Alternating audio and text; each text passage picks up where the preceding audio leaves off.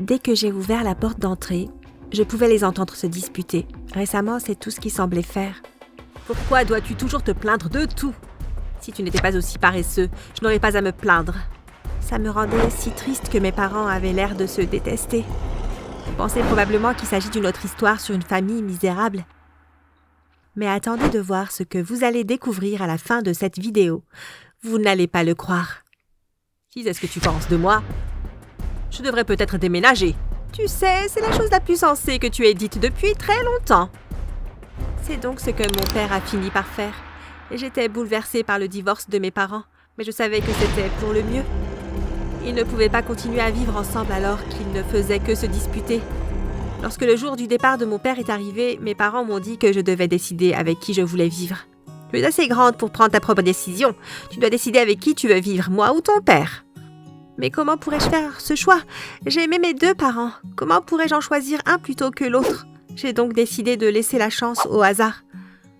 Je ne peux pas choisir entre vous deux, alors je vais tirer à pile ou face. Si c'est pile, je vivrai avec papa. Si c'est face, je vivrai avec toi, maman. J'ai fait tourner la pièce en l'air et je l'ai regardée tourner sur elle-même avant de l'attraper sur le dos de ma main. J'ai levé la main et regardé la pièce. Pile. Alors tu vas aller avec ton père. J'ai regardé ma mère avec tristesse.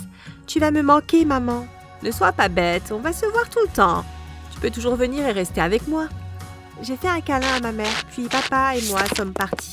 Au début, c'était un peu étrange de vivre avec mon père, mais nous avons rapidement pris nos habitudes et tout s'est bien passé. Pour être honnête, c'était agréable de vivre dans une maison sans dispute ni bagarre. J'allais voir ma mère dès que je le pouvais et elle semblait beaucoup plus heureuse aussi. Mais un jour, les choses ont changé. Je venais de rentrer de l'école et j'étais dans la cuisine en train de préparer un sandwich quand j'ai entendu mon père entrer. « Beth, viens ici, il y a quelqu'un que je veux que tu rencontres. » Je suis passée dans le salon et j'ai vu que mon père était là avec une femme. « Voici Risa, c'est ma petite amie. »« T'as quoi? » ?»« Ma petite amie, Beth. » Je ne pouvais pas croire ce que j'entendais. Pourquoi veut-il une petite amie?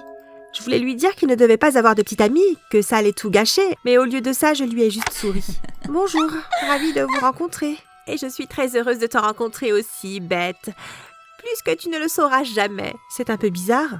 Je vous laisse faire connaissance. Je vais aller nous préparer une tasse de thé. Mon père a quitté la pièce et je me suis assise sur le canapé, ne sachant pas vraiment quoi dire. Tu es très jolie, Beth. Oh, merci. Elle s'est approchée et a commencé à toucher mes cheveux. J'ai commencé à avoir un peu peur, mais heureusement mon père est venu juste à temps. Alors, vous vous entendez bien? Brillamment, n'est-ce pas, Beth? Ouais, je suppose que oui. Il y avait quelque chose de vraiment étrange chez Risa. Je ne pouvais pas exactement mettre le doigt dessus, mais elle était définitivement un peu bizarre. Elle me prêtait beaucoup trop d'attention. Ça me mettait vraiment mal à l'aise. À partir de ce jour, Risa a passé tout son temps chez nous, et la sensation bizarre n'a pas disparu. En fait, elle est devenue encore plus intense. Parfois, je levais les yeux, de la télé ou de mon livre, et je la surprenais en train de me fixer. Ça me faisait vraiment peur. Tout s'est précipité un samedi soir. Papa et Risa étaient sortis dîner et j'avais décidé de me coucher tôt. Je m'étais profondément endormie dans mon lit quand quelque chose m'a soudainement réveillée. J'ai ouvert les yeux et j'ai vu Risa debout à la porte de ma chambre me regardant fixement. J'ai fermé les yeux, mais quand je les ai rouverts, elle avait disparu. Qu'est-ce qu'il y avait avec cette femme? Pourquoi me fixe-t-elle constamment? Le lendemain matin, lorsque j'étais seule avec mon père, je lui ai raconté ce qui s'était passé la nuit précédente. « C'est juste bizarre, papa. Elle était juste debout sur le seuil de la porte à me regarder. »« Ne sois pas stupide, Beth. Risa ne ferait pas ça. Tu as dû avoir des hallucinations. » Peut-être que mon père a raison. Je veux dire, je suppose que ça aurait pu être juste un rêve. J'ai décidé de donner à Risa le bénéfice du doute. Je veux dire, à part le fait qu'elle me fixait, elle semblait assez sympa. Et mon père l'aimait vraiment, alors elle ne pouvait pas être si mauvaise, n'est-ce pas? C'était presque la fin du trimestre quand mon père m'a dit qu'il avait une surprise pour moi. Nous allons partir en vacances. Où ça? Nous allons aller dans la ville natale de Risa. C'est où? C'est loin d'ici, dans le sud. Une ville isolée au milieu de nulle part. Ça va être une aventure fantastique. Même si j'aurais préféré partir en vacances avec mon père, je ne pouvais pas m'empêcher d'être excitée à l'idée de voyager dans un endroit lointain. J'ai hâte, je parie que ce sera incroyable là-bas. Je pense que tu pourrais avoir raison. Lorsque le matin de nos vacances est arrivé, nous avons tous les trois chargé la voiture et nous avons pris la longue route vers le sud. Au fur et à mesure que nous roulions, les villes se transformaient en villages isolés. On est bientôt arrivés? C'est plus très loin. Les routes ont commencé à devenir de plus en plus étroites jusqu'à ce qu'elles ne soient plus que des pistes à travers l'herbe. On y est! J'ai regardé par la fenêtre de la voiture. Ça ressemble plus à une jungle qu'à une ville isolée. Nous sommes sortis de la voiture. Suivez-moi! J'ai regardé mon père. J'étais la seule à penser que Risa avait l'air vraiment bizarre et agissait bizarrement. C'était comme si elle était une personne différente. Mais mon père n'a pas semblé le remarquer. Il a juste marché derrière Risa, me faisant signe de les suivre. Nous avons traversé la jungle et sommes arrivés dans une clairière. Il y avait un groupe de personnes debout, comme s'il s'agissait d'une fête de bienvenue. Je m'attendais à ce qu'ils s'attroupent autour de nous pour nous saluer, mais au lieu de ça, l'un d'eux a crié « Attrapez-la !»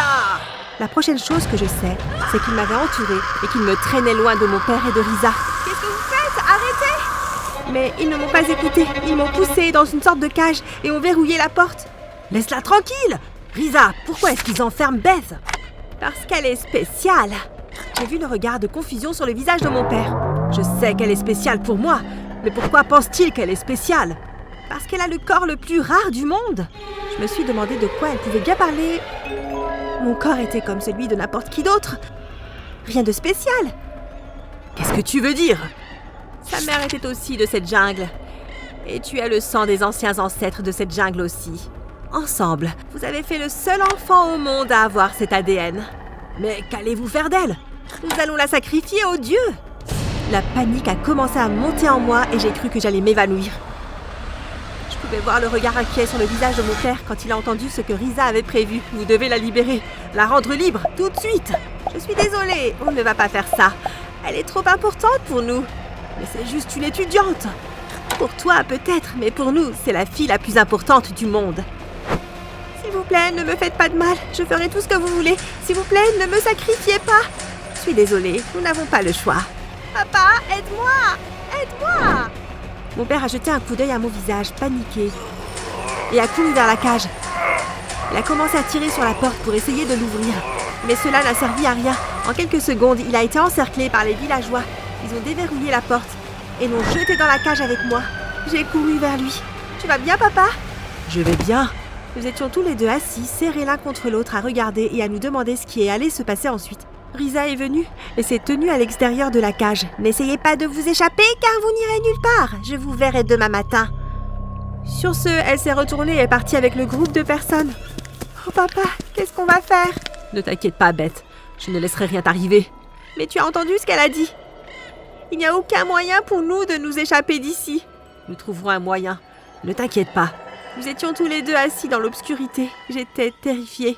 Soudain, j'ai entendu un bruit. Tu as entendu ça? Qu'est-ce que c'était? Je ne sais pas. Ça venait de cette direction. J'ai regardé vers l'endroit que mon père désignait. Il faisait nuit noire, mais je pensais pouvoir distinguer une ombre dans l'obscurité. Qui est-ce? Chut! Maman? Je ne pouvais pas le croire. Ma mère se tenait de l'autre côté de la cage. Que fais-tu ici? Comment as-tu su où nous trouver? Un de mes amis proches ici dans la jungle m'a dit que ma fille et mon ex-mari étaient ici dans la jungle. J'avais juste le sentiment que Risa préparait un mauvais coup. Je suis venue dès que j'ai pu. Ils ont dit que j'avais un corps rare. Ils veulent me sacrifier aux dieux. Tu dois nous faire sortir d'ici. Ok, restez tranquille. Je vais chercher quelque chose pour casser la serrure. Papa et moi sommes restés assis en silence. Cela nous a semblé une éternité. Puis ma mère est réapparue. Reculez, je vais casser la serrure avec cette pierre. Papa et moi sommes allés à l'arrière de la cage. J'ai regardé ma mère soulever l'énorme pierre dans les airs et la faire s'écraser sur la serrure. Le verrou s'est brisé en morceaux et maman a rapidement ouvert la porte. Allez, on n'a pas beaucoup de temps, on doit partir d'ici.